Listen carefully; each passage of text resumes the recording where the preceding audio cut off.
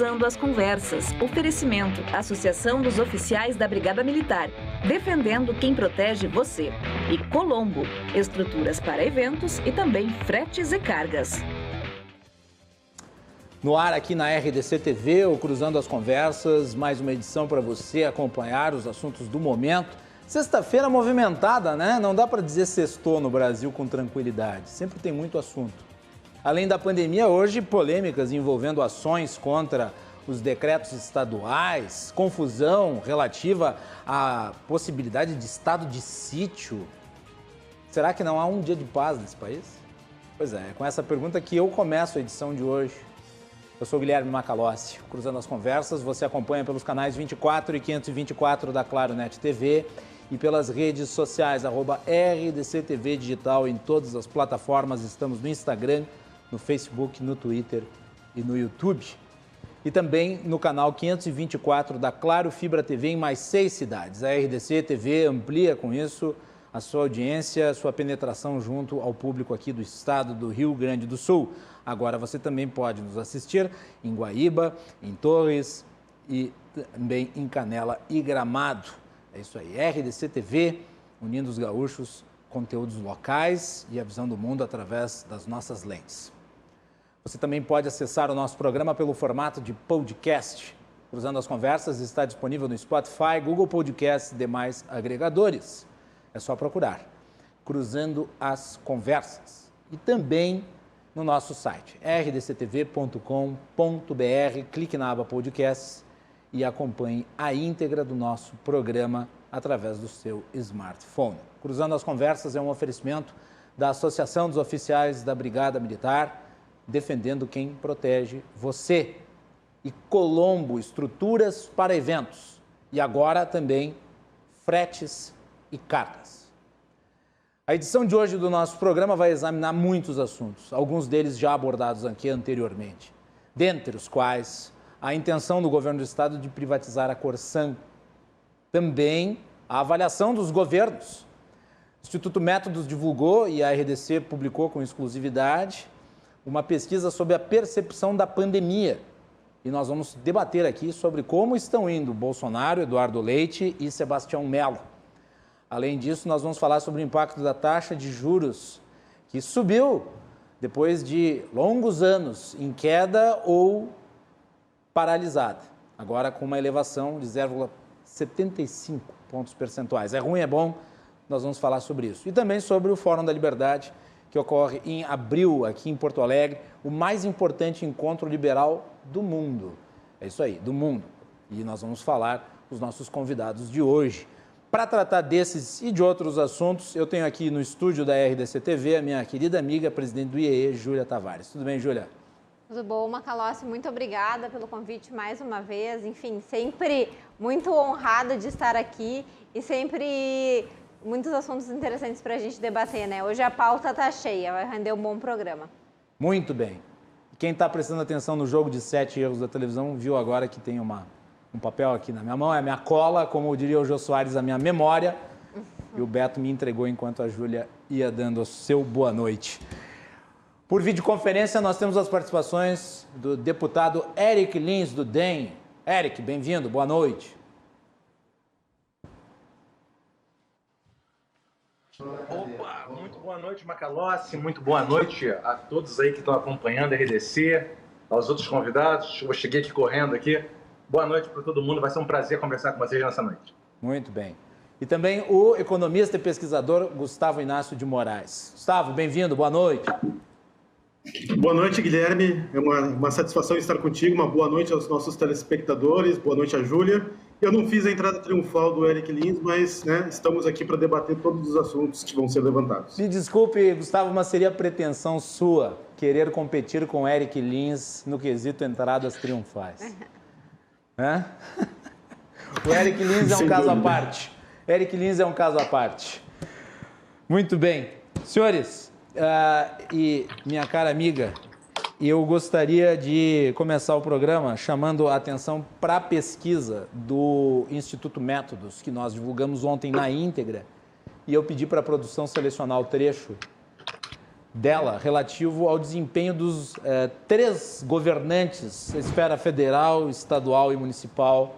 O Instituto Métodos nos cedeu a sua pesquisa com exclusividade, entrevistou mais de 300 pessoas em Porto Alegre e aqui estão os números. O presidente Jair Bolsonaro, diante da pandemia, é avaliado com 66,8% de péssimo ou ruim, 17,9% de regular e 15,3% de ótimo ou bom. Já o governador Eduardo Leite é avaliado em 26,4% como péssimo ou ruim, 31,5% regular, 42,1% ótimo e bom.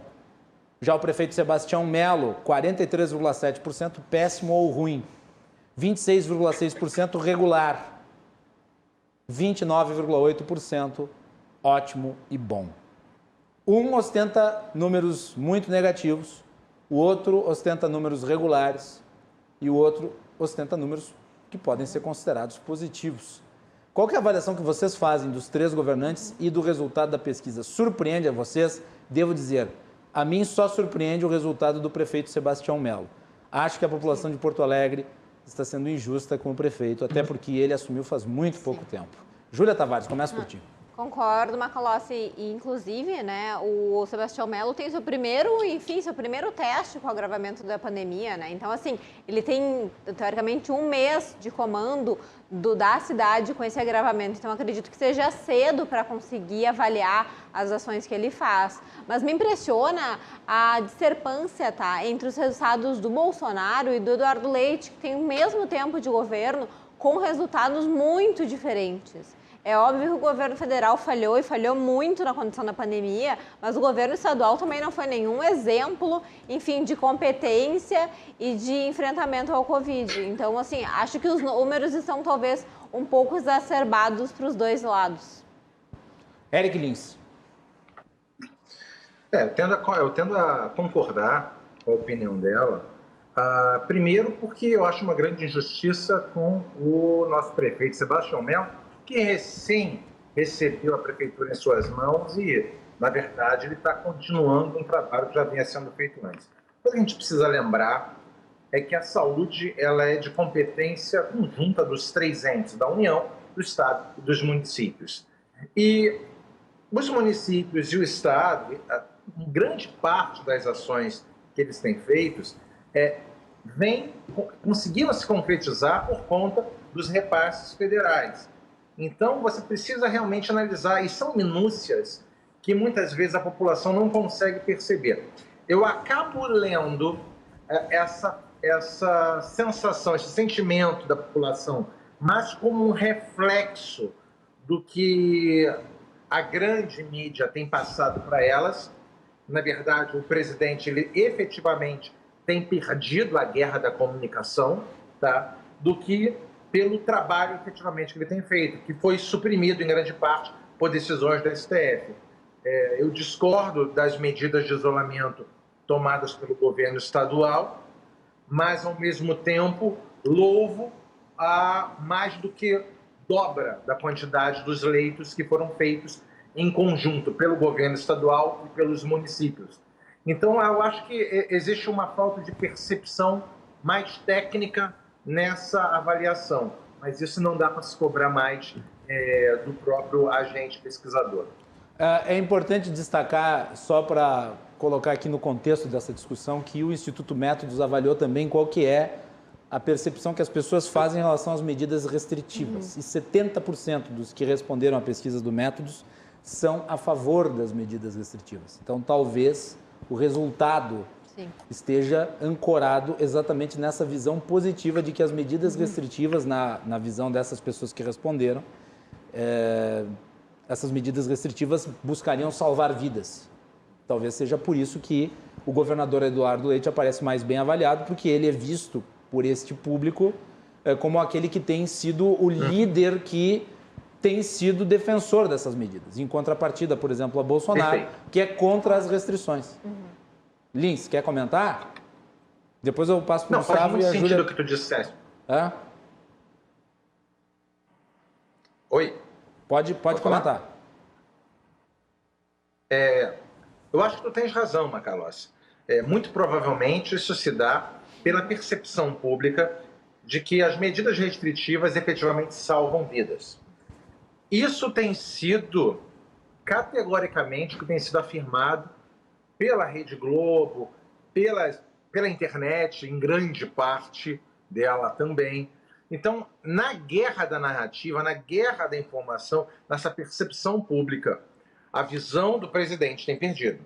E a visão de que restringir atividades salva-vidas tem vencido. Eu tenho críticas graves sobre isso, acredito até durante o programa hoje vou ter a oportunidade de defender esse ponto de vista, só que eu tenho tido que ter a empatia de que duas coisas. Existe uma questão científica e uma questão empática. A empatia de se perceber que a necessidade extrema de trabalhar de algumas pessoas, ela não pode ser preterida diante da necessidade extrema de todos de salvar vidas. Veja, essa necessidade é de todos, salvar vidas.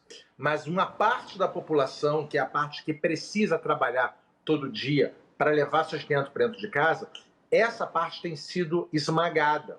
Essa parte da população, as pessoas não têm tido empatia de verificar que o sacrifício de alguns tem sido exigido para o benefício de todos.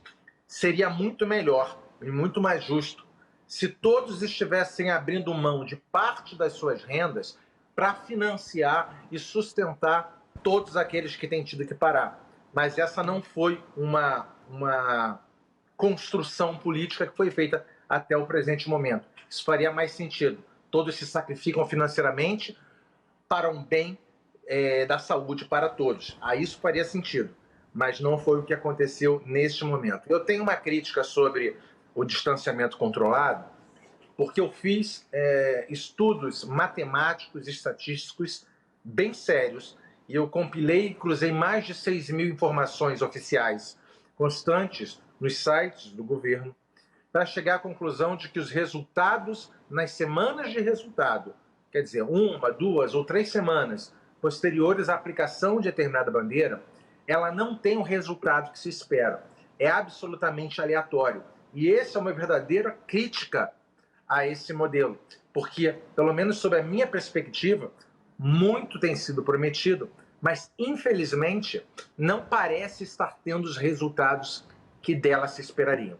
Os resultados na bandeira laranja, vermelha, preta ou mesmo amarela são muito semelhantes. Todos são muito aleatórios. E em todos os parâmetros mas não é porque talvez, Eric, a exceção da bandeira preta, que restringiu mais, a laranja, a vermelha e a amarela, com essa cogestão aí, virou uma verdadeira maçaroca visual de cores, em que, você tem a bandeira vermelha, mas pode aplicar o protocolo laranja, e você tem a laranja, você pode aplicar o protocolo da amarela. Dessa vez com a preta, é a preta mesmo. É a preta mesmo, né? E na verdade, eu estou esperando que se concretizem as semanas de efeito, que você aplica uma bandeira preta hoje, e as semanas dos efeitos, elas começam 1 semana, 2 semanas depois, até 3 semanas. Eu estou esperando chegarem esses dados para eu poder compilar e jogar nas fórmulas e nos algoritmos para poder trazer também os resultados mais consistentes nas bandeiras pretas, porque houve muito poucos dados ainda sobre as bandeiras pretas propriamente ditas, ou as bandeiras pretas puras, sem cogestão. Logo que eu tiver esses dados, eu vou publicá-los também.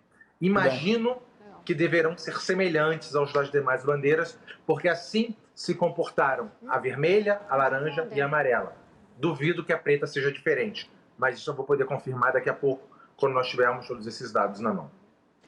Quer falar, Juliana, antes de passar para o Gustavo? A gente vai para a terceira, né? Completou a terceira semana de bandeira preta, então acredito que se houver algum resultado, ele tem que ser mostrado aqui, né? Ele tem que ser mostrado agora. A gente já tem que conseguir mapear quais são os resultados de uma aplicação de 3 semanas de bandeira preta, em que a gente tem muitas pessoas impossibilitadas de trabalhar, que com certeza gera um impacto absurdo na economia, e a gente não sabe se gera esse impacto positivo em vidas. Gustavo Inácio de Moraes, vamos ouvir o doutor Inácio.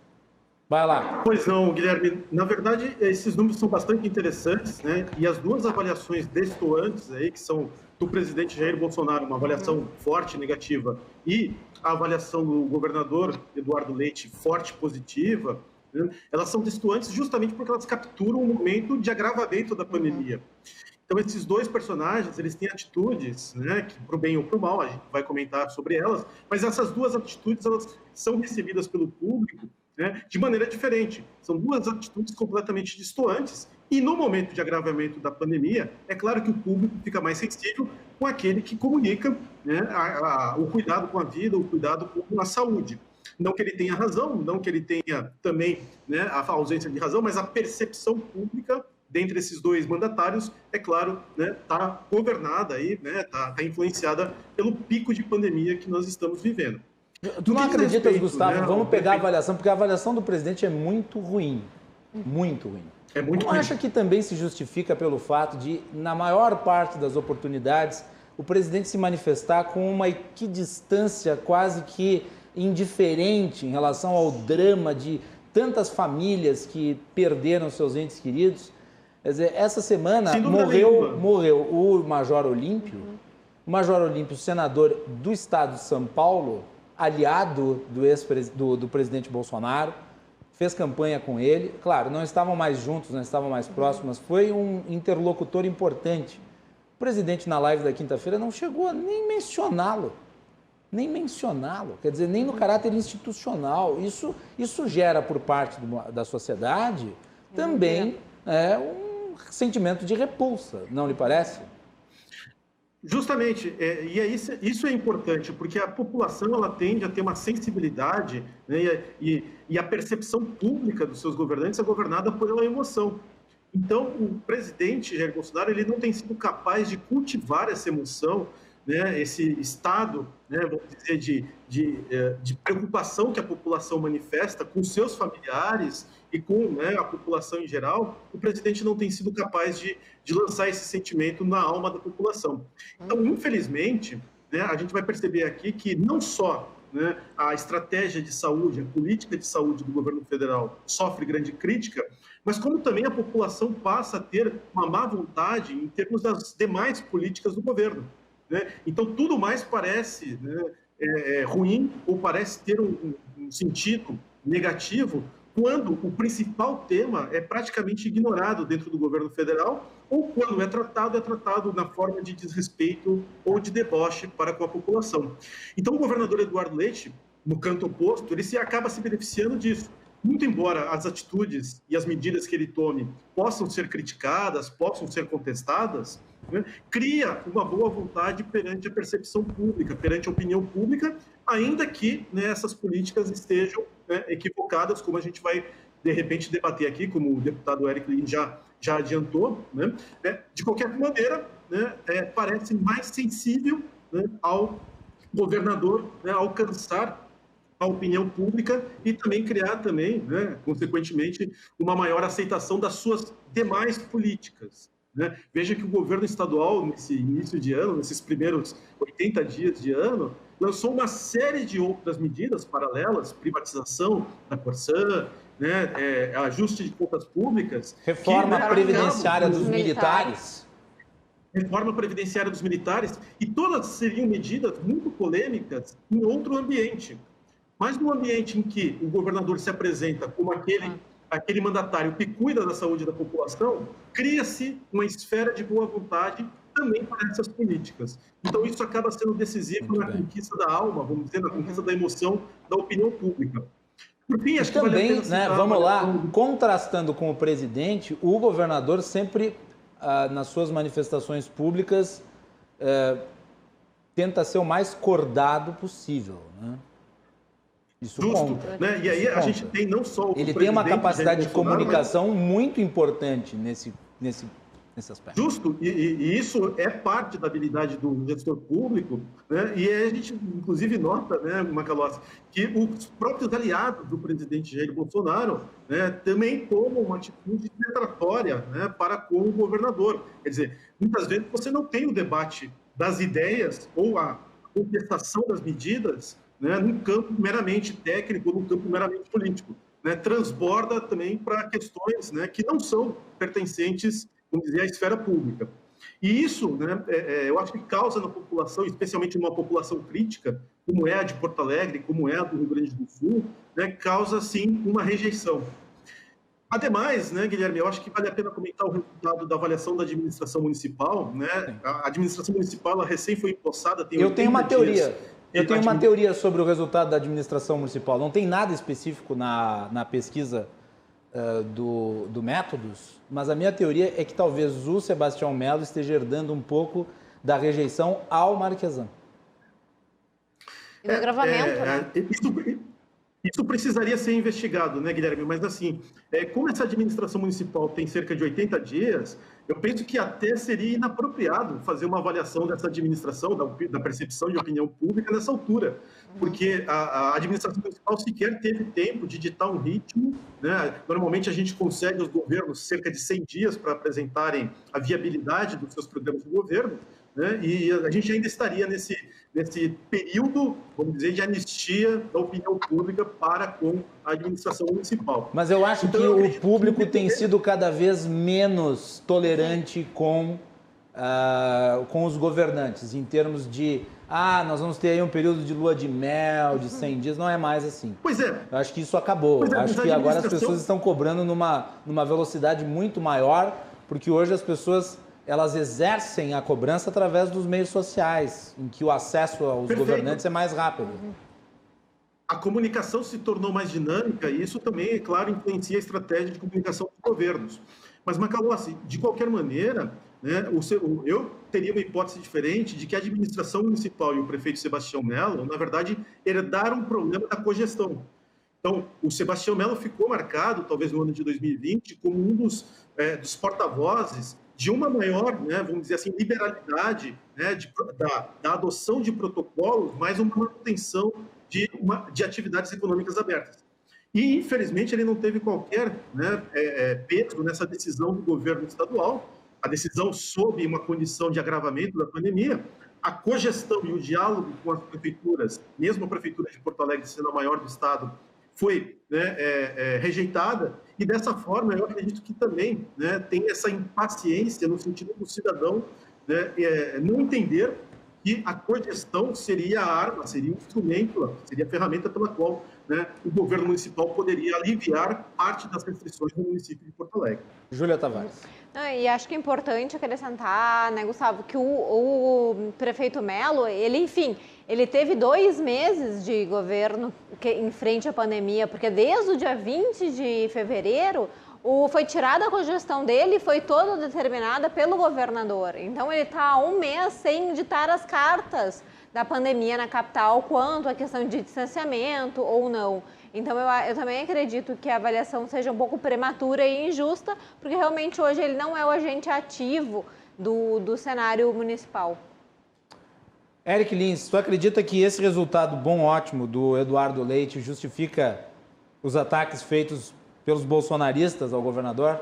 Acho que é uma questão eleitoral aí também que se impõe para fechar essa rodada. Acho que o Eric estava girando a câmera dele. Produção, o Eric Lins está conosco ou ele caiu? Caí, mas acho que já voltei. Vou repetir a pergunta, Eric. Esses números aí, você acredita que esses números aí do Eduardo Leite, ótimo e bom, 42%, enquanto o presidente tem só 15%, rejeição do presidente 66%, e a do Leite é de 26%. Acho que é por isso que o Bolsonaro está atacando o Leite? Ou não? Eu não sei. Não tem algo eleitoral aí. Iniciam-se as disputas eleitorais, por óbvio. Todo mundo sabe que o governador Eduardo Leite, ele é, dentro do PSDB, um nome preferido. Ele é preferido ao Dória, dentro do próprio PSDB. Logo, ele é um presidenciável e as disputas eleitorais iniciam-se. Eu não sei dizer, de forma muito sincera, se é o presidente antagonizando-se ao Eduardo Leite ou o Eduardo Leite antagonizando-se ao Jair Bolsonaro. Me parece ser uma coisa mais mútua. Fato é que eles possuem visões antagônicas de como enfrentar esse problema dessa pandemia. E como o Bolsonaro ele é caracterizado, ele é identificado como ser um político de direita, ou por muitos considerado de extrema direita, e Porto Alegre tem uma característica muito forte de esquerda, uma influência muito grande da esquerda. A gente pode ver até mesmo pela eleição municipal passada. Mas já foi maior, que a esquerda foi debulhada nas eleições municipais. A Manuela Dávila era dada como favorita e perdeu. 45% dos votos foi para Manuela Dávila. Vamos ser bem razoáveis aqui. Quase metade dos votos foram para Manuela Dávila. São pessoas identificadas com o pensamento de esquerda de forma muito concreta. E essas pessoas têm uma tendência muito forte a rejeitar o Jair Bolsonaro. Eu aqui não estou fazendo juízo de valor, se ele é bom, se ele é ruim, nada. Mas o Melo não é bolsonarista. O Melo não é. Oi? O Melo não é bolsonarista. Não ele é tem sido pintado como isso por gente que não o conhece. Sim. Não. Eu não estou dizendo que ele é bolsonarista, não.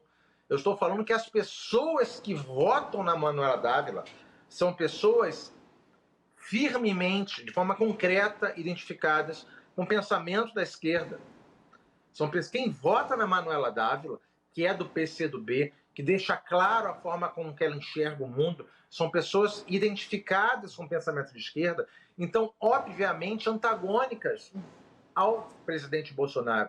Então, ele já larga de 45% negativo em Porto Alegre. Eu não sei te dizer, e a verdade, eu duvido que, se essa pesquisa fosse feita em outros pontos do Rio Grande do Sul, se teria os mesmos resultados. Em Porto Alegre, é muito complexo, pelas características ideológicas de Porto Alegre. Mas o Eduardo Leite também não é bem quisto pela esquerda, né? Olha, dizem que, dependendo se você olha a quem é muito à direita e quem é centro, né, o Eduardo Leite vai ser muito mais palatável à esquerda do que o Jair Bolsonaro. Com certeza. O Eduardo Leite não vai ter a rejeição que o Jair Bolsonaro vai ter. Isso é muito óbvio, em termos de Porto Alegre. Isso precisa ter claro. Perfeito. Né? Se alguém tivesse um segundo turno entre Jair Bolsonaro e Eduardo Leite aqui em Porto Alegre, a gente sabe que tipo de resultado ia dar. Por quê? Porque 45% tem rejeição automática ao Bolsonaro. Obrigada.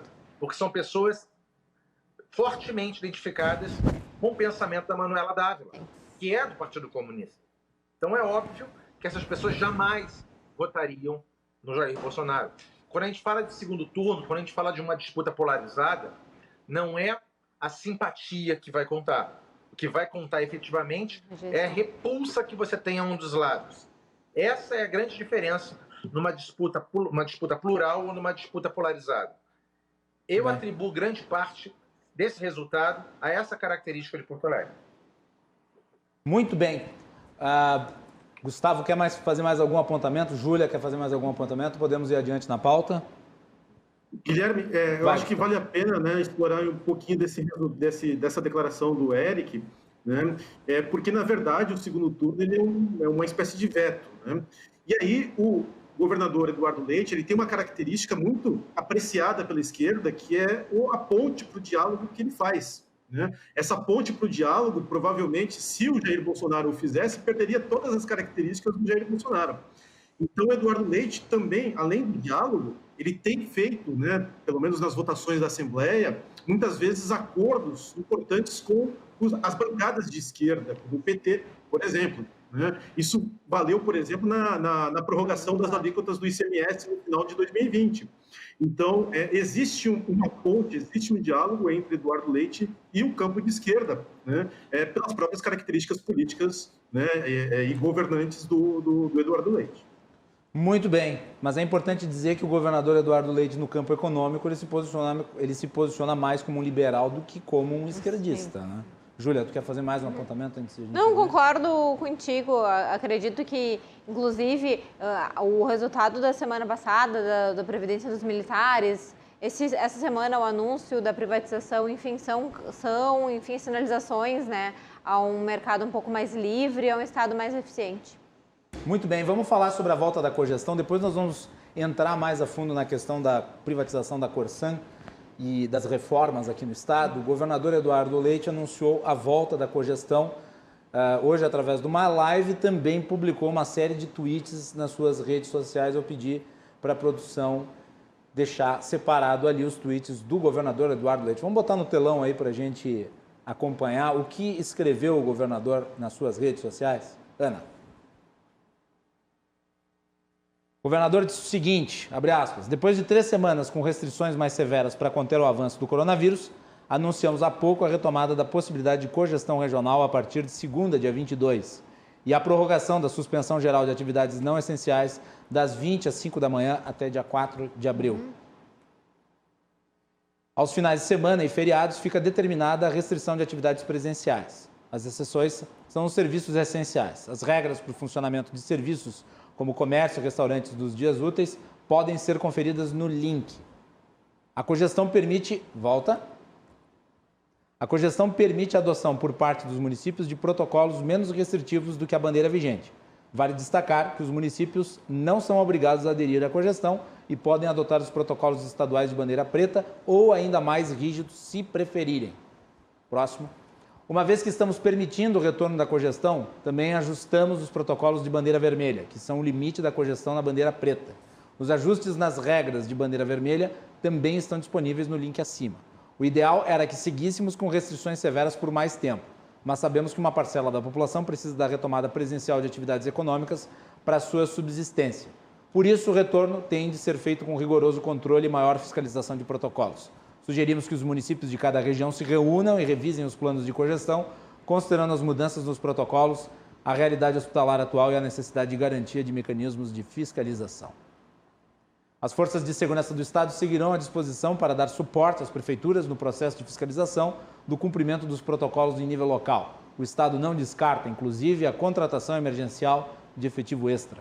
Reforço mais uma vez, não estamos voltando à normalidade. A situação segue crítica no Rio Grande do Sul, com a maioria das regiões registrando 100% de ocupação de leitos de UTI. Estamos fazendo esse relaxamento das restrições para dar fôlego à economia, mas os cuidados precisam ser mantidos. Fecha aspas, governador Eduardo Leite nas suas redes sociais. O prefeito de Porto Alegre, Sebastião Melo, publicou também um comentário no seu Twitter, respondendo sobre a questão relativa à volta da cogestão. Ele disse que não é cogestão coisa nenhuma. Vamos botar na tela?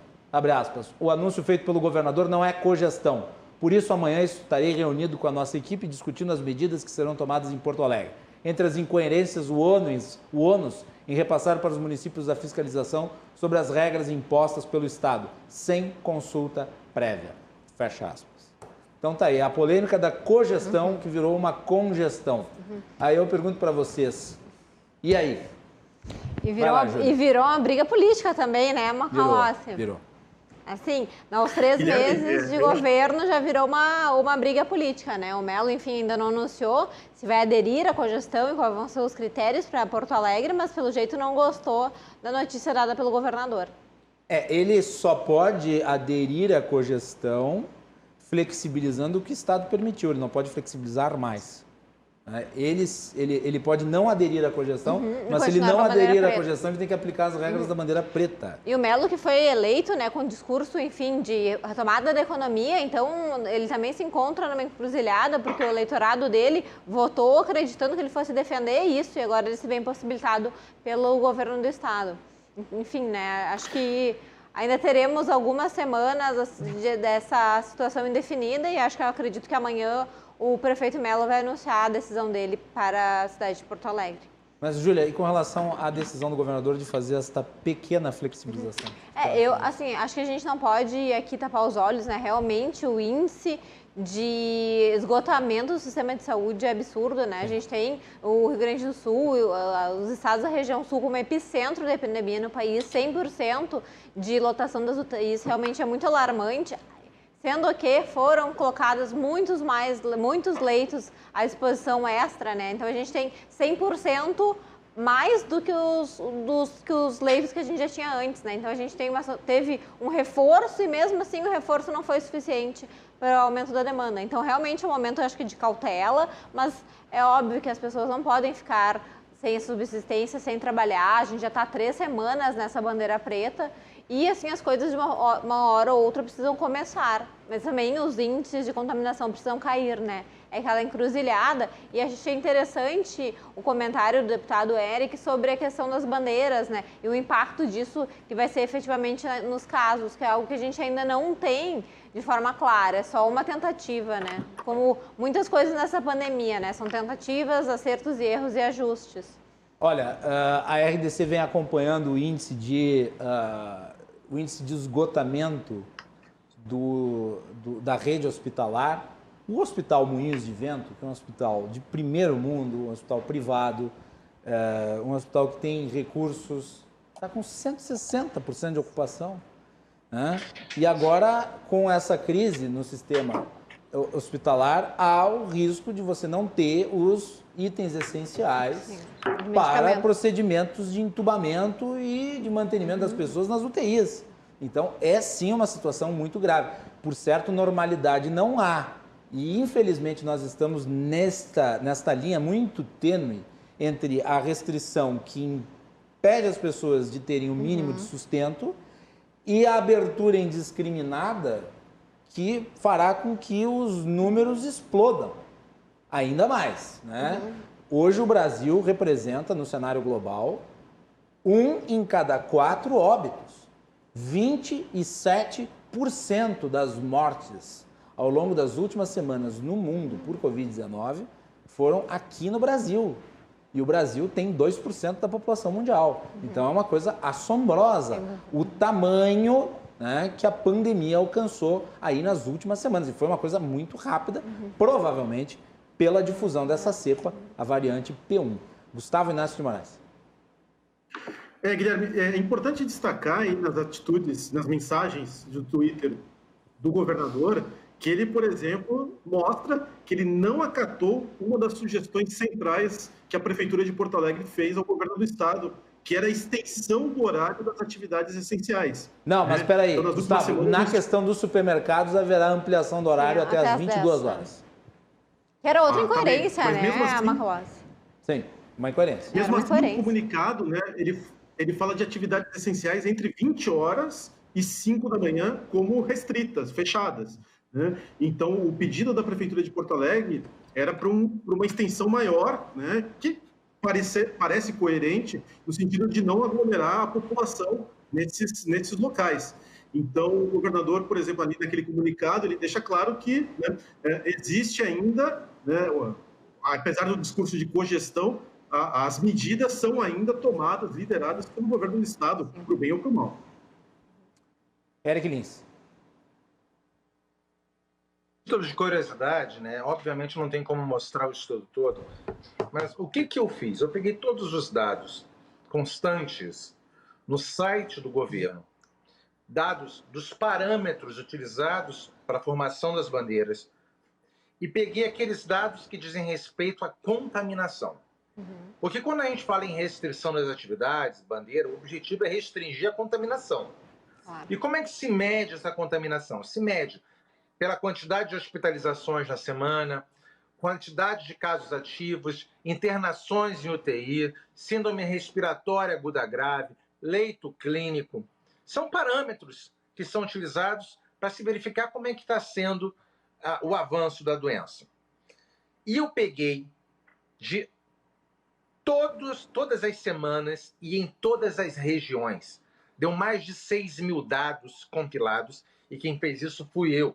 Eu não deleguei isso para ninguém. Sentei no Excel, peguei todos os dados, comecei a cruzar, programei os condicionantes do Excel para chegar a dados visíveis e depois trazer dados proporcionais para o público. Eu estou esperando para poder resolver e ter dados suficientes da preta. Mas só para se ter noção, quando eu digo que os resultados são aleatórios, eu vou mostrar para vocês um dos dados. Eu posso falar para vocês que todos os mapas são semelhantes. Tá bom? Esse aqui, não sei se dá para ver, espero que dê, tá? Aí. É o mapa. Erga um pouco mais, erga um pouco mais. Mapa. Erga um pouquinho mais. Oi? Não, erga um pouquinho mais. Aí, deixa aí. Isso, pode tirar o GC por enquanto, produção. Pode deixar, vai. Tá? Só para ter noção do que está acontecendo. Aqui você vê as regiões e você vê as semanas no vertical. Isso aqui é para uma semana depois da aplicação da bandeira laranja. Sabe o que me parece isso aí? Tetris. Verde, parece Tetris. Mais ou menos. É um mapa de calor. Onde está verde foi quando teve redução em relação à semana que a precedeu. Onde tem vermelha, quer dizer que piorou. Isso aqui é só para ter uma ideia de como estão esses dados. E eu posso dizer, todas as bandeiras amarelas, vermelha, laranja e preta seguem esse mesmo padrão. O desenho ele é diferente, tá? Alguns concentram mais no meio, alguns se abrem, alguns estão mais no comecinho, como a amarela, e as de preto estão mais no final. Mas o resultado entre pontos vermelhos e pontos verdes, quando a bandeira funciona ou quando ela frustra aquilo que se espera dela, é muito parecido, tá? Os resultados são extremamente parecidos. Em alguns parâmetros, a bandeira laranja se mostra melhor do que a vermelha. Em algumas, a vermelha se mostra melhor do que a laranja. Em algumas, a preta é bem ruim. Em outras, a preta é melhor. Em algumas, a amarela é melhor do que a preta. O que isso está me levando à conclusão? Que, independentemente da bandeira aplicada, independentemente das restrições aplicadas, nós estamos lidando com um evento natural de proporções cataclísmicas. E a gente não tem condições de segurar um cataclismo. Mas não, deixa eu lhe perguntar. Não, aí eu vou ter que lhe perguntar o seguinte. Claro. O Brasil hoje é uma exceção à regra. No mundo inteiro, esse cataclisma não se verificou nessa proporção que nós estamos vendo aqui. Quer dizer, as cepas tiveram um certo impacto inicial, mas foram controladas imediatamente, como é o caso da Grã-Bretanha. Aqui no Brasil, não. Aqui é a Deus dará. Quer dizer, hoje o Brasil é um país que tem os indicadores todos subindo. Todos os indicadores de contaminação subindo. No resto do mundo, os indicadores estão caindo, Eric. Então, não me parece que exista isso de que é impossível controlar. O mundo inteiro... Não, eu vou lhe dizer que sim. O mundo controlou a pandemia em muitos lugares. Vamos lá. Lá na África, nós temos altos graus de casos de Covid? Primeiro, não, é difícil. Primeiro, a África é um continente que tem informações muito difíceis de serem compiladas. Populações esparçadas, o que é muito diferente da concentração de população que existe aqui. E, como disse a Júlia, pessoas, na grande maioria, jovens. Portanto, é difícil fazer o comparativo da África com, por exemplo, São Paulo. Fora que isso é uma falácia ecológica. Não, enfim. É que no Brasil a gente está fazendo altas quantidades de testagem. Não, é baixo. Altamente testado. Não, o Brasil testa muito pouco, Eric. O que é isso? O Brasil testa muito pouco, muito menos do que deveria. E monitoramento nem existe. O monitoramento nem existe. A quantidade de testagem é muito grande. Não é. Eu te dou um exemplo. Lá em Uruguaiana, por exemplo, já foram, se não me engano, 30 mil casos. Quase que 25%. É pouco. Não, é muita gente. Não é pouco. Se nós testássemos todas as pessoas... As testagens têm que ser frequentes. Nova York realizava uma média de 85 mil testagens por dia. 85 mil por dia. Que cidade brasileira faz isso? Por dia. Hã? Não sei se 85 mil é muita coisa. Não fiz a conta aqui rápida. Não sei qual é a população da Inglaterra. Mas imagino que isso não tenha se demorado tanto tempo. Tá? Fato é que no Brasil agora nós também estamos lidando com uma cepa estupidamente diferente. E temos que ser honestos, tá? Quando essa pandemia começou, ela não era sequer sombra daquilo que nós vamos enfrentar agora com a alteração do vírus. Inicialmente, ela só pegava em idosos e pessoas com comorbidades. Agora pega em bebê, pega em criança. Agora pega em todo mundo. Agora a situação ela é absolutamente diferente da que era um ano atrás. Discorda disso ou não? Não, claro que não, mas é que essa é a população que está mais exposta. Não é que o vírus da nova variante tem preferência por jovenzinhos. É porque a população Não é mais só que ela tá exposta. mais Tu tem uma exposta. população de idosos que já querendo ou não está sendo vacinada, né? Exato. Então tem algum grau de proteção de alguma forma, nem que seja Exato. com uma dose ou com as 2 doses completas, já tem algum grau de E proteção. que também, de qualquer forma... Vai lá, É, Gustavo. passei Também, de todo qualquer matava, forma- jovem, praticamente. Era E também, de pouco qualquer jovem, forma, realmente, sabe? Eric, nós vamos discordar porque, na verdade, também, além do... Claro, você está correto, a cepa é muito mais virulenta, mas nós tivemos pelo menos um ano para preparar, né, não apenas a aplicação de vacinas, né, num ritmo, quem sabe, talvez mais acelerado, mas também o próprio sistema de saúde. E também, claro, a responsabilidade, incentivar a responsabilidade do cidadão. Então, tudo isso ficou à margem durante os últimos 6 meses, por exemplo, talvez lá no final de novembro, início de dezembro, nós tínhamos no Brasil a sensação de que o pior já tinha passado. Sim. Né? Então, houve, da parte de várias esferas de governo, houve aqui uma rejeição, né, a um cuidado maior, né, não só no planejamento do sistema de saúde, mas também no planejamento do sistema de prevenção, especialmente vacinas. Então, nessa altura da pandemia, claro, nós enfrentamos uma cepa mais rigorosa, mas como colocou bem o Guilherme, o Reino Unido também enfrenta. E, no entanto, né, o nosso ritmo de vacinação é mais baixo do que o do Reino Unido, o nosso ritmo de preparo do sistema de saúde em relação a um ano atrás, ainda que tenha evoluído, também foi, né, menor do que em outras partes do mundo, e a responsabilidade do cidadão ela foi desincentivada em algum momento, especialmente no final de novembro, início de dezembro, né, numa ocasião em que se pensava que o pior da pandemia já tinha passado. Só para pegar aqui os números, Eric, os números do Ministério da Saúde, tá? De fevereiro. Então, são números recentes. O Brasil realiza 105 testes a cada 1.000 habitantes. A Nova Zelândia realiza 321 testes a cada 1.000 habitantes. O Canadá, 462 testes a cada 1.000 habitantes. Então, a Argentina e a Colômbia estão na nossa frente. A Argentina faz 117 testes para cada 1.000 habitantes. A Colômbia faz 202 testes para cada 1.000 habitantes. Essa é uma compilação da Universidade de Oxford. Então, o Brasil está atrás na questão da testagem. E não tem monitoramento, que é mais importante do que a testagem. Não tem monitoramento. Pode falar, Eric, depois a Júlia. Vai. Não, e quais são as proporções nesses países em que houve alta testagem? O quê? As proporções de contaminação nos países com alta São testagem. menores. Porque são uma série de variáveis. São menores. Está comparando com a Nova Zelândia aqui. Claro, é uma ilha, mas a China, que tem muito mais população, teve muito menos casos. A China é um caso à parte. A gente podia usar outros exemplos que não fosse a China.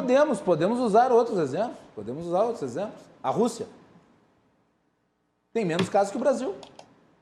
O Japão tem a mesma população, tem muito menos casos.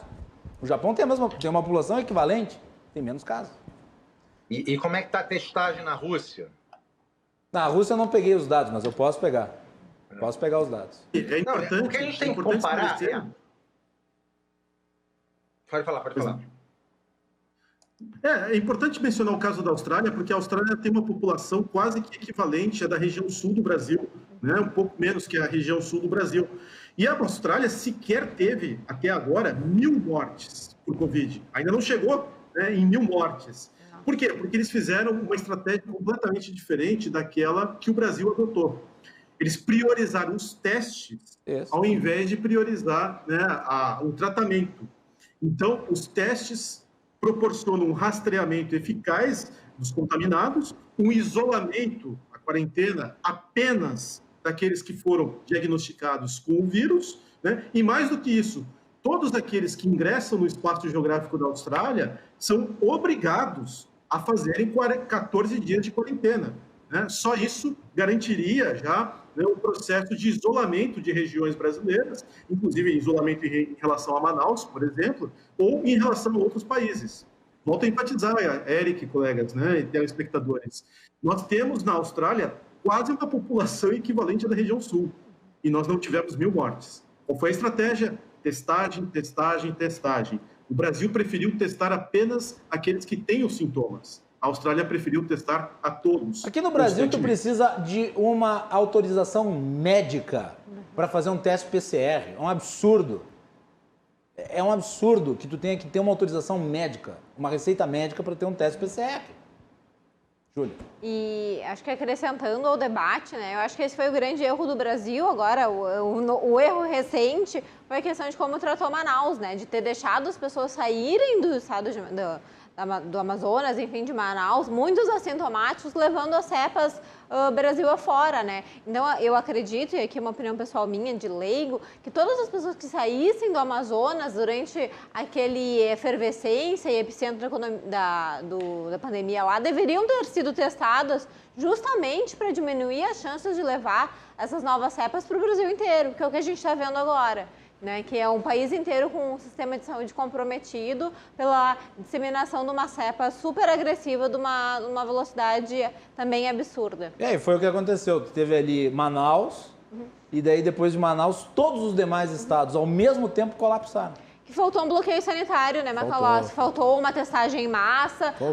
Talvez, assim, a gente vê Milão, Wuhan, todas as outras cidades e regiões, quando foram epicentros de pandemia, todos os governos, enfim, federais, restringiram o acesso àquelas localidades. E a gente não teve isso em Manaus, Amazonas, né? A gente teve as pessoas que eram oriundas de lá, muitos com certeza assintomáticos, saindo e circulando e levando a cepa a disseminar dessa forma tão rápida. Então, eu acho que esse foi um erro crucial do governo federal, por falta de testagem, por falta, enfim, de medidas mais restritivas e de realmente ter, enfim, né, tentado controlar a disseminação do vírus num momento tão crucial. Eric, o ponto final do bloco é teu. Bem, a questão é a seguinte, o problema que está acontecendo no Brasil é muito diferente do que aconteceu na Austrália, por exemplo, que é uma ilha gigante, é um continente, verdade, mas ele tem características muito diferentes. No estado do Rio Grande do Sul, que tem a mesma população, você não pode fazer a limitação, a barreira sanitária que foi feita na Austrália, por exemplo. Né? No Brasil, ele é um país de dimensões continentais e você não consegue evitar que alguém saia de Manaus para São Paulo, de São Paulo para o Rio Grande do Sul. O Brasil tem características diferentes de diversos outros países, não só pelo tamanho, mas como pela questão financeira também. Veja, em países como a Inglaterra, em países como a Austrália, não houve a necessidade, acredito eu, posso estar enganado, mas creio que não houve a necessidade e o tamanho de esforço, como houve aqui no Brasil, de se ter um auxílio emergencial, em que as pessoas precisaram, apesar da paralisação, de receber dinheiro do governo para poder continuar vivendo. Nos Estados Unidos teve. Nos Estados Unidos teve. Não um, Onde? Dois. Um aprovado agora em fevereiro de 2 trilhões de dólares.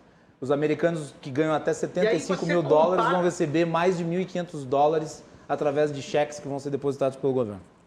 Só para trazer a informação. E é tudo uma relação proporcional. O Brasil ele é grande, com recursos mais esparsos do que essas outras nações. É impossível se comparar a economia dos Estados Unidos com a economia do Brasil. E apesar disso tudo, o Brasil ainda leva alguma vantagem em termos de estrutura, porque levantemos as mãos para o céu, nós temos uma Fiocruz e nós temos um Butantan, que tem condições de fazer vacinas em larga escala. Atualmente, o governo ele disse que nós temos condições de fazer 526 milhões de vacinas até o final do ano. Por uma contagem muito rápida, se isso se confirmar, haveria vacina para todos os brasileiros em agosto, em setembro, muito provavelmente, quando o Brasil começaria a exportar essas vacinas posteriormente para ajudar o mundo. Imagino que seja assim pelos números que foram dados pelo governo federal. A dificuldade é imensa. O que precisa ser efetivamente avaliado? Eu acredito que 2 pontos precisam ser avaliados. Primeiro, essa restrição de atividades tem trazido os benefícios que dela se esperam? Sim ou não? Pelos dados que eu tenho visto aqui no Rio Grande do Sul, eu chego à conclusão de que não existe diferença entre a aplicação das bandeiras amarela, laranja e vermelha. Vamos ver da preta agora. Entre essas 3 primeiras não houve diferença de resultados, porque uma é melhor em um parâmetro, outra é melhor no outro. Vamos ver na preta agora. O segundo ponto que eu ainda preciso me fazer cético, é porque não há, e nós poderíamos ter tido essa oportunidade no Brasil, de ter feito uma quantificação para saber se o tratamento precoce, o quanto ele consegue evitar ou não do agravamento das situações. Porque nós não tivemos, por exemplo, em Porto Alegre, digamos que tenha tido 200 mil casos. Muito bom seria se eu tivesse metade deles tendo sido cuidados com o tratamento precoce, a outra metade não, e nós saberíamos o resultado. Mas nós temos ouvido alguns médicos dizendo que não há resultado e algumas cidades dizendo que há. Mas não dá para se comparar. Mas o problema da questão envolvendo tratamento precoce é que tu não pode pegar um caso isolado de uma cidade e estabelecer ele como parâmetro para o restante do país, porque isso é o que se chama de falácia ecológica dentro da estatística. Eu concordo com você que não pode fazer. Existem N fatores que determinam o desempenho de uma cidade, como, por exemplo, Búzios. E é por isso Búzios é uma cidade que talvez tenha tido menos contaminação. E as pessoas tenham saído de lá e levado a doença para outros lugares, porque é uma cidade turística. A Austrália talvez tenha sido um país que tenha menos contaminação. E talvez tenham saído de lá e levado para outros lugares. E também tem outro aspecto que é importante em relação ao tratamento precoce, é o seguinte: 95% dos casos envolvendo Covid são casos que tendem a assintomáticos ou leves. E daí se confunde o uso do tratamento precoce com a boa evolução do paciente, quando o uso do remédio não faria a menor diferença. No mundo inteiro, nenhum país que controlou a doença se fez utilizar tratamento precoce como política pública. Assim, alguns garantem que faz diferença. Numa mesma cidade, eu tenho em Uruguaiana médicos que prescrevem e médicos que não prescrevem. Certo. Só que não existe uma organização dos médicos para assilar esses dados e trazer um resultado matemático inquestionável. Porque aí fica, o Guilherme Macalossi acha uma coisa, o Eric Lins acha outra, Criciúma acha uma coisa, Búzios acha outra. E eu não quero achismos para lidar com a vida das pessoas. Era necessário que houvesse, sim, um estudo em que se pudesse comparar esses resultados em larga escala. Porque não faz o menor sentido eu ter algumas pessoas jurando de pé junto que faz diferença e outras dizendo que não faz. Isso precisava, depois de um ano de pandemia, isso já precisava ter sido solucionado se não tivesse entrado numa disputa política levando para isso a vida das pessoas. Muito bem. É esse que é o ponto. Muito bem. E talvez nós devêssemos ter nos dedicado muito mais à abertura de leitos e à utilização de recursos para a abertura de mais estrutura hospitalar do que simplesmente pensar em fechar tudo. Porque o fechar tudo, necessariamente, você penaliza e sacrifica uma parte da população que não tem de onde tirar. É esse que é o grande ponto aqui. Todo mundo quer salvar vidas. Todo mundo vê a necessidade de pegar quem está doente e dar para ele as melhores condições possíveis dele recuperar. Mesmo que nem todos se recuperem. A gente tem que dar para eles as melhores condições possíveis. Mas eu não posso fazer isso às custas das destruições de uma parte da população. Se todos estão suscetíveis ao vírus, todos precisam se sacrificar da mesma forma. Essa que é a defesa, e é preciso empatia para ver que existem vidas em jogo e vidas em jogo. E uma vida não é melhor do que a outra. E todos têm que trabalhar juntos para a gente economizar o máximo de vidas e não sejam mais desperdiçadas. Esse caminho não terminou ainda. Vai continuar muita coisa ainda para frente. E a gente precisa acertar o passo. E mesmo como diziam os mineiros inconcidentes, né? Libertas vai ser atame. Liberdade, mesmo que tardia. Tudo bem. Vamos acertar o passo. Vamos fazer intervalo, Eric.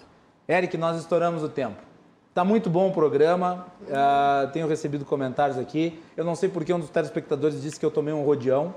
Eu não acho que ninguém tomou rodeão. Nós estamos numa conversa e aqui são todos amigos, né? Todos se dão muito bem. Eu não sei nem o que é um rodeão. Eu também não. As pessoas concordam, discordam. Nós tivemos pontos de concordância, pontos de discordância, isso que faz o debate. Vamos lá, vamos fazer um intervalo. Na volta nós vamos falar sobre Corsan, vamos falar de economia, vamos falar de taxa de juros. E a Júlia vai falar um pouco sobre o Fórum da Liberdade, que é o mais importante evento de debate de ideias do mundo sob o ponto de vista liberal. Já retornamos.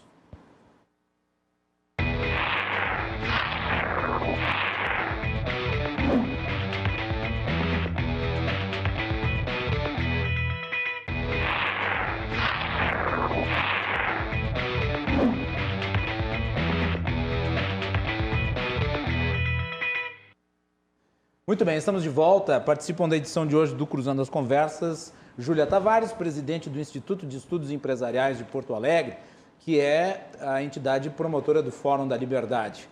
E também o deputado estadual Eric Lins, do DEM, e o Gustavo Inácio de Moraes, que é professor, pesquisador e economista. E nosso programa tem um oferecimento da Associação dos Oficiais da Brigada Militar, defendendo quem protege você. E de Colombo, estruturas para eventos e também fretes e cargas. Muito bem, voltamos aqui então. Vamos continuar falando sobre os assuntos do momento.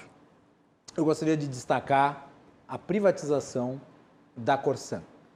Ontem nós demos a informação aqui no Cruzando as Conversas, tivemos uma entrevista com o deputado Sérgio Turra, que é autor da PEC, que tramita na Assembleia Legislativa e que trata sobre a desnecessidade de convocação de plebiscito para a realização das privatizações. Lembrando que esta matéria já foi enfrentada na Assembleia Legislativa quando da discussão sobre a CRM, a Sulgás e a CE. Os deputados primeiro votaram a PEC, que era sobre o plebiscito para a realização de privatização dessas empresas, e após tirarem essa necessidade, votaram a autorização. A mesma coisa vai acontecer aqui. O Eric encerrou o bloco, mas eu acho que é importante começar por ele, que é deputado. Eric, como é que você vê a privatização da Corsan? O governador mudou de posição em relação a esse tema, ele mesmo admite, e a justificativa que me parece mais do que adequada é a nova configuração jurídica, principalmente depois do marco do saneamento. Sua avaliação. Bem, a primeira coisa, eu tenho que dar os parabéns para o governador. Essa mudança de posicionamento dele é uma mudança de posicionamento da visão do Estado.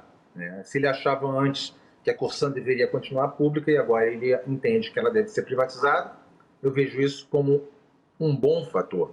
Ainda porque enxugar o Estado significa dar mais eficiência para aqueles serviços que são típicos do Estado.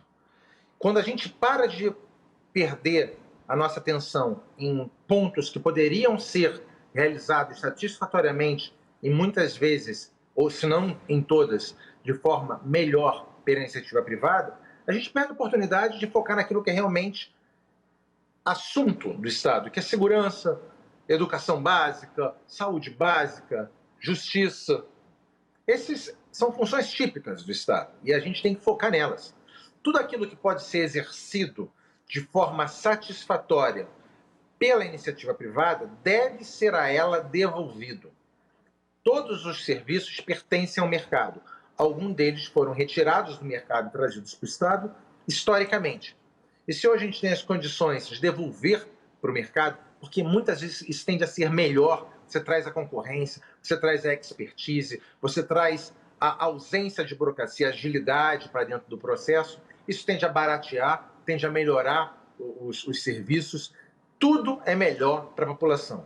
E se antes que tu me perguntes, Eric, passa a PEC frouxo, tudo passa frouxo. Acho que não vai ter dificuldade. A Assembleia, nenhuma dificuldade. A Assembleia hoje tem uma característica reformista muito forte e isso é bom. Não tão forte quanto eu gostaria ainda, mas já está muito melhor do que em outras épocas do Estado. A gente está tendo a oportunidade de colocar nos trilhos muita coisa que foi esquecida ou relegada a um segundo plano em momentos anteriores. E aqui não é uma crítica aos momentos anteriores, mas talvez fosse conjectural, talvez as pressões fossem outras. Nós vivemos um momento em que a informação é muito mais veloz Fato é que hoje a gente consegue fazer algumas reformas e queremos fazer muitas mais. Portanto, sim, a Corsan, já que o governador manifestou essa vontade, de mim terá o total apoio e imagino que de grande parte da Assembleia também. Isso não é um ataque a nenhuma classe, isso não é vender o que é do Estado. Não, não é. Não é vender patrimônio. Isso vai trazer mais recursos para o Estado, vai passar a arrecadar mais, muito provavelmente vai ampliar os serviços, o que vai trazer ainda mais arrecadação. E o objetivo dos serviços públicos é dar esses serviços públicos com qualidade para a população. E se for melhor na iniciativa privada, que assim seja. Lembrando, né, Eric, que enfim, saneamento é saúde, né? Assim, é uma coisa tão básica, a gente tem índices de saneamento tão ruins, então acredito que, enfim, toda privatização é válida, mas principalmente em coisas tão essenciais e que já se provou que, enfim, que a máquina do Estado não é eficiente, não consegue investir o suficiente para conseguir ter índices adequados. Então, eu acredito que a privatização da Corsan, enfim, a nova lei de saneamento, a nova lei do gás, enfim, todas essas iniciativas, tanto de governo federal quanto de governo estadual, elas trazem uma melhora para a população, uma melhora na qualidade de vida. Importantíssimo esse anúncio do governador de ontem, né, sobre a privatização. E, infelizmente, também, essa semana a gente teve a suspensão do leilão da CE, porque vem uma coisa boa e junto vem uma coisa ruim. E espero que seja revertido, porque a CE também é algo absurdo. A gente tem, enfim, dívidas milionárias, para não falar bilionárias, numa empresa totalmente sucateada que não consegue investir o mínimo para se tornar competitiva e gerar valor para a sociedade gaúcha. Lembrando só, Júlia, que o governo aportou para a Corsan em torno de 400 milhões. O Eric me corrija se eu estiver errado, mas foi algo em torno de 400 milhões e foi o recorde de recursos. A meta, diante do novo marco do saneamento, com esse patamar de valores que ela recebe do governo do Estado, se torna absolutamente inalcançável. Claro. Não é nem uma questão ideológica, é uma questão puramente básica. matemática. Né? Que a gente tem também na CE, né, Macalossi? Que, infelizmente, o Judiciário, mais uma vez, legislando, impedindo, enfim, um leilão que já estava autorizado pelos outros poderes, que é algo também muito temerário, porque a gente não tem nenhuma segurança jurídica, né? Os players que, enfim, querem participar do leilão estão aptos a... Vem uma decisão judicial que acaba por suspender e interromper todo esse processo. E a gente acaba perdendo tempo e quem perde, no final das contas, é a população. O professor Gustavo Inácio de Moraes é um estudioso da área dos serviços públicos prestados pela iniciativa privada. Vamos falar sobre um pouquinho disso em relação à Corsan, professor. Claro, é importante essa sinalização que o governo estadual dá, né, Guilherme? Porque, principalmente, o orçamento estadual, o orçamento público do Rio Grande do Sul, ele não permite grandes investimentos. E nós temos uma defasagem muito forte na área de saneamento. No centro-sul do Brasil, o Rio Grande do Sul apresenta os piores índices na questão de saneamento básico. Como já foi destacado, isso faz parte do pacote de saúde também, né? Evita doenças, traz qualidade de vida para a população, e o governo estadual, nesse momento, não tem qualquer capacidade de investimento relevante, seja em saneamento básico, seja em qualquer outra área. Então, além de gerar receitas, ainda que permanentes para o governo do estado, o mais importante aqui é destacar que abre a possibilidade da Corsan novamente realizar investimentos, agora sob a esfera privada, melhorando os índices do Rio Grande do Sul, sobretudo no interior do Rio Grande do Sul, né, e na região metropolitana de Porto Alegre, e isso vai permitir também, no médio prazo, um aumento da qualidade de vida, um aumento das condições de saúde para a população.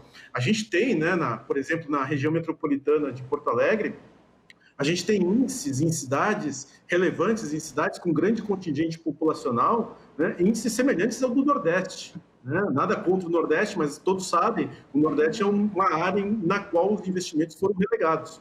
E esses índices são comparáveis aos da região metropolitana de Porto Alegre.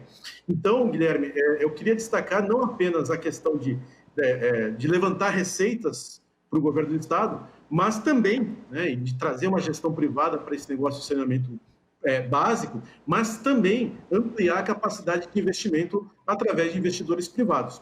Nós temos uma grande expectativa sobre esse leilão, Guilherme, principalmente porque a gente vem participando aqui também do teu programa e vem destacando, sobretudo, a alternativa que seria para o desenvolvimento do Brasil como um todo, né, a ampliação dos investimentos estrangeiros na economia brasileira.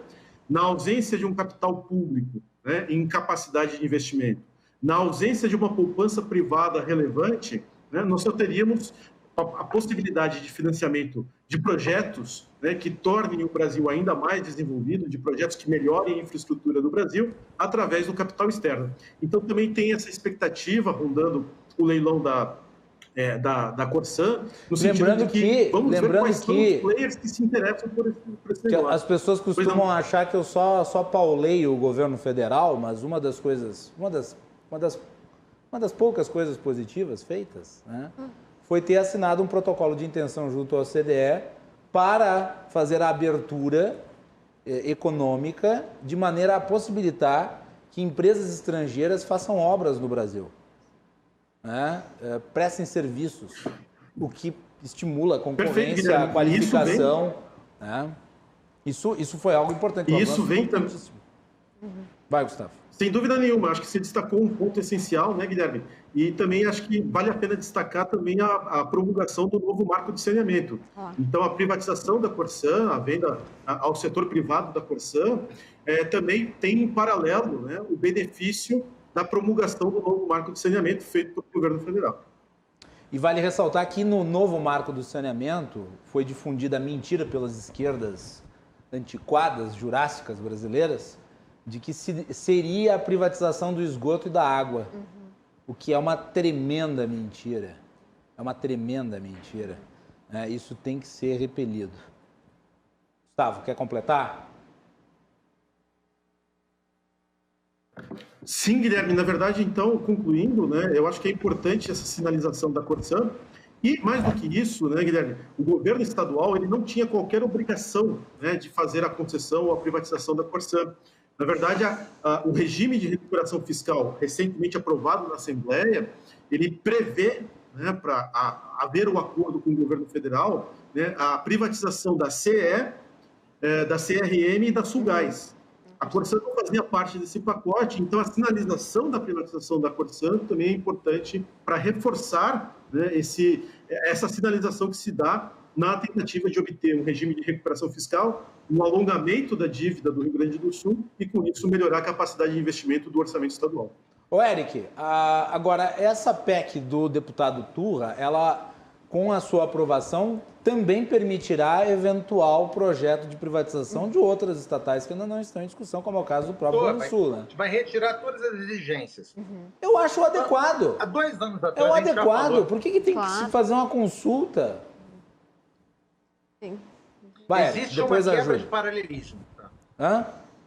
Existe o paralelismo das formas, Guilherme. Eu já falei isso aqui no seu programa, que aquilo que é exigido para se criar deve ser exigido para se desfazer e vice-versa. Não faz sentido algo poder ser criado sem uma exigência específica e exigir-se algo específico para desfazê-la. Não posso criar uma estatal de qualquer maneira e precisar de um plebiscito para desfazê-lo. Isso não faz sentido algum. Isso não faz sentido tecnicamente, não faz sentido intelectualmente. Essa retirada vai colocar de volta nos trilhos o bom senso na administração pública neste ponto, aqui no Rio Grande do Sul. Aqui eu preciso dar mais uma vez parabéns ao deputado Turra por essa iniciativa, que eu também aderi, e vai ter, obviamente, o meu voto no momento da votação, e outras ainda serão feitas nessa mesma linha. Há muito que se fazer, mas aos pouquinhos, como diria o Enéas, eu gosto de pegar grandes citações de grandes homens e trazer para a minha vida para eu aprender um pouquinho. O Enéas, o presidente que o Brasil não teve, falou o seguinte para um cara que foi meu chefe, que foi aluno dele, que os grandes problemas nada mais são do que pequenos probleminhas aglutinados. Se a gente conseguir identificar os pequenos probleminhas, é fácil você resolver um pequeno problema. No final, o grande problema se dissolve como um todo. O Enéas é o presidente que o Brasil não teve, mas esses ensinamentos vão ficando para a gente. Ô, Eric, mas e como é que faz para dissolver o problema da insegurança jurídica mencionada pela Júlia aqui, no caso da decisão da Justiça que impede o leilão da CE? Porque pode acontecer com a Corsã. Bem, nesse caso... Que pode acontecer com qualquer empresa. Quer dizer, o Legislativo autoriza, o Executivo quer e o Judiciário diz, não. Deixa eu explicar. Como é que aconteceu com a CE? O PDT entrou com um monte de ação, tá? Perdeu tudo. A CE ela foi trancada agora por uma decisão liminar, uma ação popular. Uma ação individual julgada por um juiz singular. Disso daí ainda vai ter um recurso.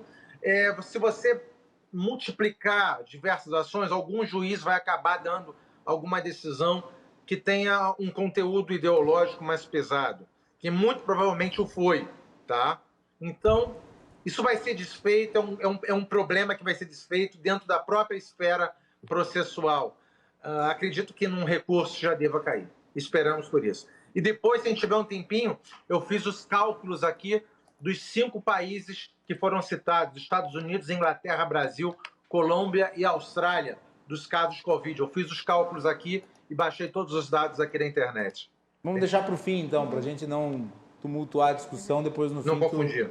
Traz os dados. Júlia Tavares. Mas, Eric, independente, né, que a gente tenha, enfim, uma decisão, e espero que tenhamos uma decisão, enfim, caçando essa liminar, é uma insegurança jurídica, Amém. né? Porque tu acaba, de alguma forma, atrapalhando o cronograma, tu tem uma expectativa de investidores, eu acho que a insegurança jurídica é um problema grave no Brasil e é algo que, de alguma forma, tem que ser enfrentado. Sobre a questão do plebiscito, também concordo e achei nobre a iniciativa do deputado Turra, espero que realmente seja aprovada, porque os deputados são os representantes do povo, né? Então, eles são eleitos e estão, na Assembleia justamente com esse poder e com esse mandato de definir em nome da sociedade. Não há necessidade de um plebiscito, de gerar toda uma mobilização e um gasto desnecessário para votar algo que, enfim, que já temos pessoas eleitas, legitimadas para.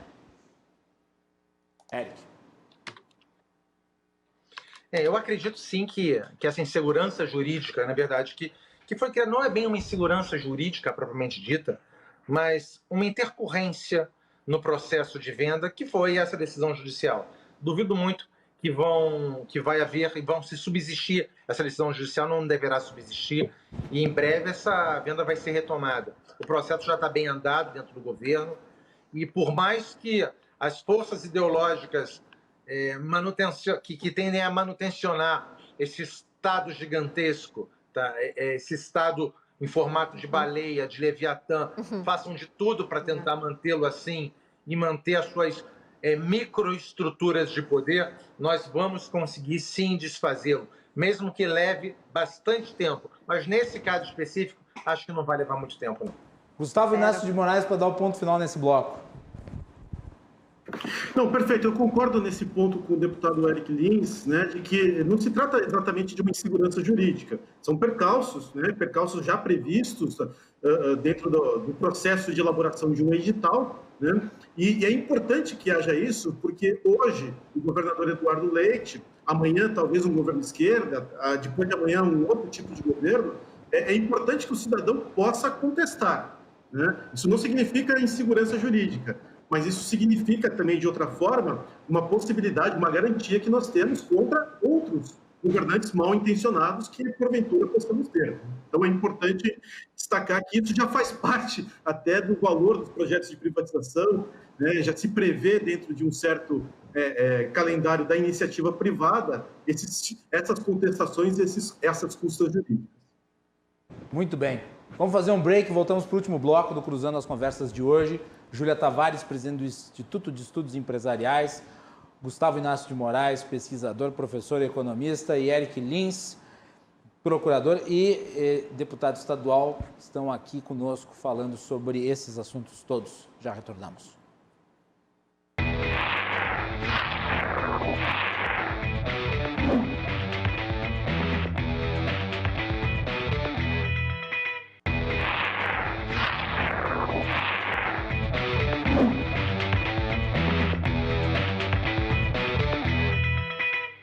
O último bloco do Cruzando as Conversas de hoje. Estamos no programa com Júlia Tavares, presidente do IEE, Gustavo Inácio de Moraes, pesquisador, professor e economista, e Eric Lins, deputado estadual. Muitas pautas, né? Hoje o programa estava cheio, muito assunto para ser comentado. O Cruzando as Conversas é um oferecimento da Associação dos Oficiais da Brigada Militar, defendendo quem protege você. De Porto Color, soluções gráficas, e também de Colombo, estruturas para eventos, fretes e cargas. Senhores, e minha querida Júlia, eu, nesse bloco final, vou lançar um tema para cada um, e daí nós vamos aqui falar um pouquinho sobre cada um deles, né? Vou fazer uma coisa mais dinâmica nesse bloco, cada um fala sobre um tema. Eu vou começar pelo Gustavo Inácio de Moraes. Gustavo, taxa de juros. O governo federal, através do Banco Central, anunciou aí uma elevação. O que tu achas dessa elevação? Positiva ou negativa? Eu pessoalmente, leigo que sou, leitor interessado, acho que era importante aumentar a taxa de juros. Pela questão principalmente, banda cambial, que hoje está muito elevada, e também pela questão da segurança jurídica sendo compensada por mais atratividade, visto que bilhões estão saindo do país. Eu queria a sua opinião a respeito. O Banco Central foi correta, ao meu ver, também, essa decisão do Banco Central, sobretudo, né, por um aspecto que é pouco destacado, que é o fato de que na economia brasileira, há pelo menos 12 meses, nós convivemos com taxas de juros reais negativas, né? Então, o aplicador nos títulos de Selic, ele perde da inflação. O que isso quer dizer? Se você aplicar o dinheiro nesses títulos de Selic, você sequer consegue, né, manter o seu poder de compra após um ano. Então, o Banco Central, né, muito sob o impacto da divulgação do IPCA de fevereiro, o IPCA de fevereiro registra que nos últimos 12 meses no Brasil, grosso modo, desde que começou a pandemia, nós temos 5,2% de inflação ao consumidor. A inflação ao atacado já está em 30%. Então, o Banco Central manter uma taxa de juros de 2% seria incoerente. Nós estaríamos com taxas de juros reais negativas que não refletem as condições de crédito da economia brasileira. Então, é importante fazer essa política de aumento de preços para, no mínimo, recuperar um ponto de taxa zero em termos de taxas reais de juros. Inclusive, né, Guilherme, do ponto de vista de sinalização, essa elevação da taxa Selic é muito importante, né? Mas, do ponto de vista prático, isso não traz qualquer efeito sobre a decisão do investidor, né? O investidor ele não vai procurar novamente esses títulos só porque o Banco Central aumentou 0,75%. Isto porque a taxa de juros ainda está muito defasada em relação à inflação. A inflação já está em 5%, a taxa de juros ainda em 2,75%. Então, para o final do ano, nós imaginamos que já esteja, pelo menos, empatando novamente com a inflação, ou seja, nós teríamos uma taxa de juros real zero. Né? E aí é importante, né, lembrar que, por exemplo, o movimento de valorização de bolsa de valores, o movimento de valorização de outros ativos, fundos imobiliários e fundos multimercado em geral, ele está ligado justamente com essa fraqueza, né, essa taxa de juros real negativa que a Selic apresenta nesse instante. No momento em que há, né, uma recuperação dessa taxa Selic ao longo de 2021, nós vamos esperar, sim, alguma correção em termos de bolsa de valores. Claro, isso não vai se aplicar a um setor como o setor de tecnologia ou um setor de varejo, que, mesmo diante da pandemia, ainda apresenta boas perspectivas, mas, no geral da economia, nós vamos ver um movimento que é um movimento de uma correção também em bolsa de valores, paralelo a esses sucessivos aumentos que serão, pelo menos até o final do ano, que o Banco Central implementará. Então, é importante mencionar que, em termos práticos, em termos da decisão do investidor, o investidor ainda convive com uma taxa de juros real negativa. Ele não vai trocar a sua posição imediatamente, mas, né, do ponto de vista de sinalização, demonstra já uma atitude do Banco Central em, primeiro, né, equiparar a taxa de juros, pelo menos ao ritmo da inflação, e, segundo, né, tentar evitar uma transmissão maior da inflação ao atacado, inflação muito baseada em matérias-primas, que com a desvalorização do real se encareceram, né? Fica mais caro fazer importações tanto de produtos agrícolas como de produtos industriais, e desse modo o Banco Central tenta evitar que essa inflação de 30% no atacado, né, ela se manifeste também, ela seja transmitida à inflação ao consumidor. Então, claro, essa decisão foi importante. A gente até brincava no dia, né, com vários colegas apostando ainda no 0,5%, né, e eu já apostava até numa elevação de 0,75%, inclusive até possibilitando uma elevação de 1%, que acabou não se verificando. Mas existe, né, uma condição geral, uma necessidade geral de busca dessa inflação, de pelo menos os juros igualarem a taxa de inflação. Eric Lins, o governo do estado faz esclarecimentos sobre a questão dos repasses. Nós temos o vídeo, vamos botar o vídeo, Ana? O Rio Grande do Sul está no topo dos rankings de transparência das instituições independentes que avaliam a transparência dos estados sobre o Covid. E nós não nos contentamos com isso. Nós estamos sempre preocupados em deixar muito claro a forma do enfrentamento, os dados, as informações, as estatísticas e a aplicação dos recursos públicos. Todos os recursos federais que vieram para o Estado foram aplicados, aqueles que eram destinados para a saúde, foram aplicados na saúde. E nós estamos trazendo toda essa documentação de forma organizada ao Legislativo, levando ao Ministério Público, também remetendo ao Tribunal de Contas, para que fique muito claro que toda aplicação de recursos destinados à saúde foi para a saúde. O Rio Grande do Sul aumentou mais de 150% o número de leitos, saiu de 900 leitos de UTI antes da pandemia para mais de 2.200 leitos de UTI no presente, o que significa ter feito em um ano mais do que toda a história do SUS, dos 30 anos do SUS, um enorme esforço, com muita responsabilidade na aplicação dos recursos, está aqui para que todos os deputados, 55 deputados de base, de oposição, independentes, façam a fiscalização, assim como o Ministério Público, como o Tribunal de Contas, porque não tememos essa fiscalização. Pelo contrário, desejamos, para que fique muito claro, todo o recurso federal que veio para a saúde no estado do Rio Grande do Sul foi aplicado integralmente na saúde. Eric Lins, eu vou lhe exigir poder de síntese. Consegue comentar isso em 1 minuto? Consigo. Efetivamente os recursos que vieram para o Estado foram vultosos, eles vieram por força da Lei Complementar 173 de 2020, que determinava especificamente que 1/6 desse recurso, aproximadamente, seria utilizado necessariamente para ações de saúde e assistência social, e todo o recurso ele teria como objetivo compor tanto o enfrentamento do Covid, quanto mitigar os efeitos financeiros que dele decorreriam. O que não foi enfrentado pela Justiça é que se houvesse superávit na arrecadação, ou se todos os recursos deveriam ser usados para enfrentamento do Covid. Isso não foi determinado ainda, não foi enfrentado pela Justiça. Mas, é claro, eu não tenho a menor dúvida de que a utilização dos recursos tenha sido dentro das determinações legais. Muito bem. Vamos para o último tópico. Júlia, em abril temos Fórum da Liberdade. Eu estou com saudades do Fórum presencial, não vai ser esse ano, mas terá Fórum da Liberdade, né? Sim. Vamos lá, fala um pouquinho do fórum. Com pandemia ou sem pandemia, a gente sempre tem fórum, né?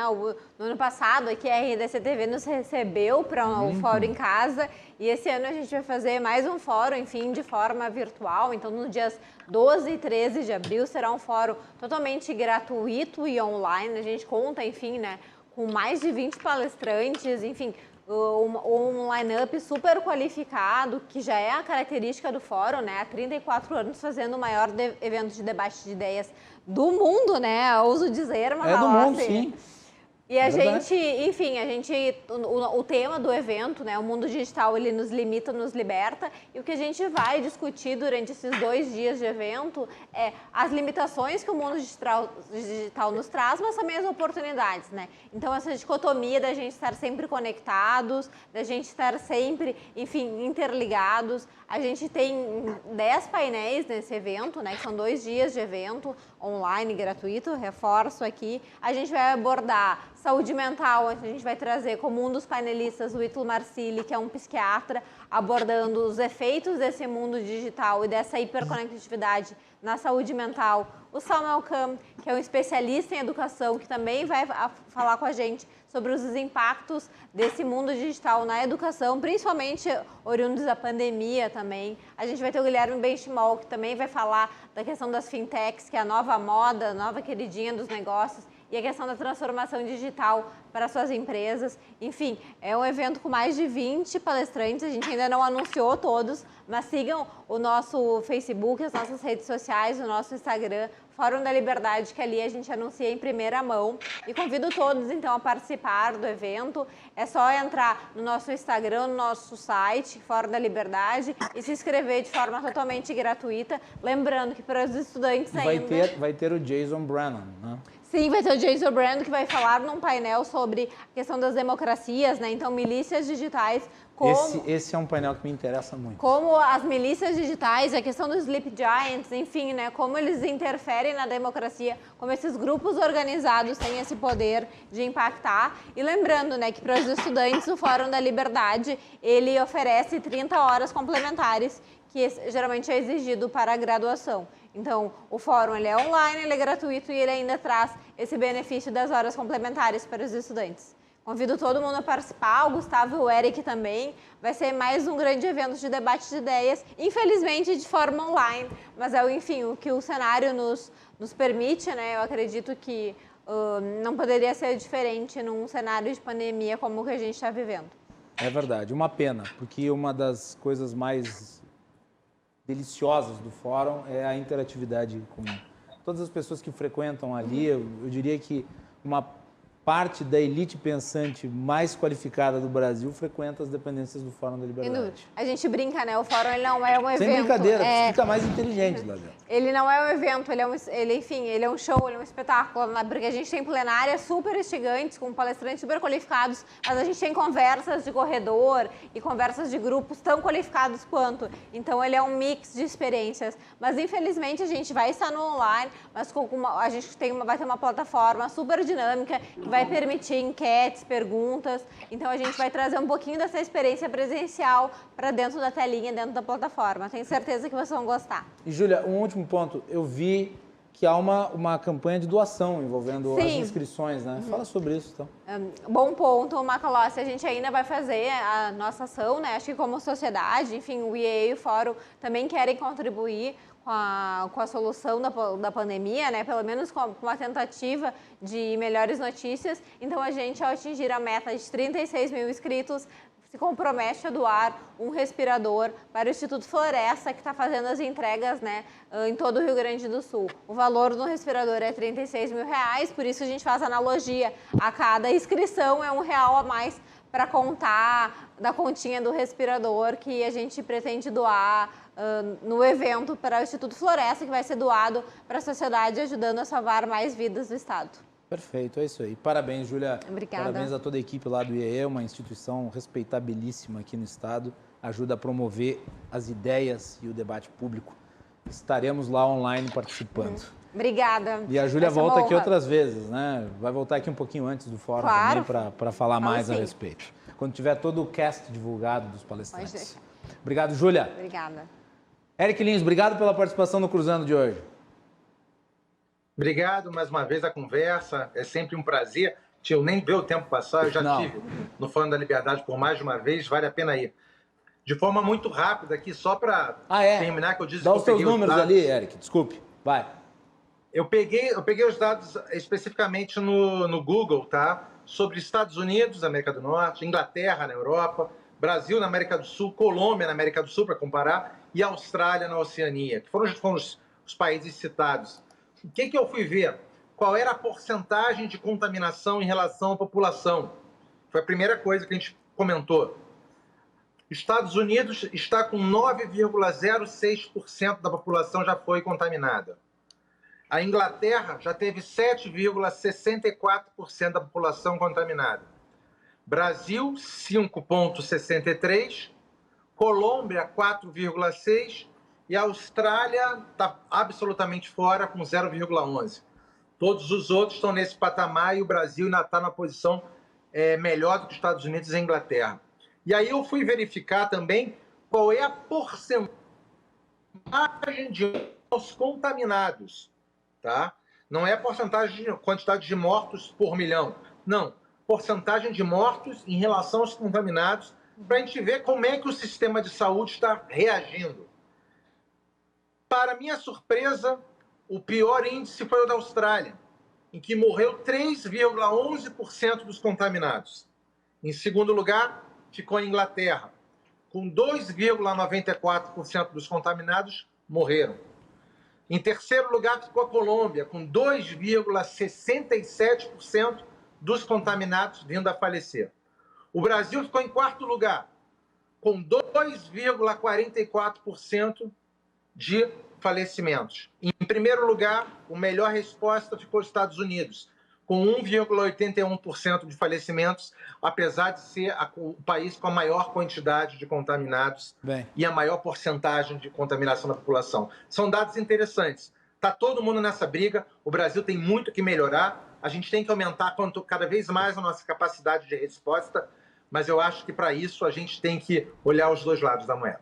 Obrigado mais uma vez. Dados interessantes, obrigado, Eric, pela participação. Gustavo Inácio de Moraes, para encerrar. Muito obrigado. Obrigado, Guilherme, pela participação. Um abraço na Júlia, sucesso no Fórum da Liberdade. A gente está sempre participando, sempre assistindo o Fórum da Liberdade. Um abraço aí ao deputado Eric Lins. E é importante deixar como mensagem final aqui, né, Guilherme, que por mais que o governo faça medidas, por mais que as restrições sejam aplicadas ao comércio e, né, também ao transporte, é importante lembrar sempre que a atitude individual, a higienização constante e também evitar aglomerações é sempre importante, talvez até mais relevante do que as próprias medidas que o governo decreta. Então, a conscientização, talvez no nível do indivíduo, né, faz mais pelo combate à pandemia do que, eventualmente, as medidas que o governo estadual ou o governo federal possa trazer. Obrigado pela participação mais uma vez. Muito bem, é isso mesmo. Vamos ter consciência individual, né? Responsabilidade individual também, né? Acho que é importante as pessoas serem responsáveis pelos seus atos. É isso aí.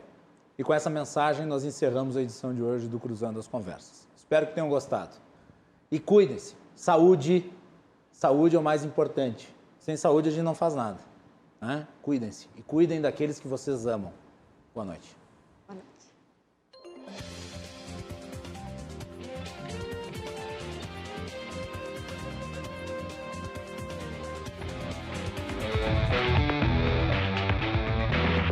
Cruzando as Conversas. Oferecimento. Associação dos Oficiais da Brigada Militar.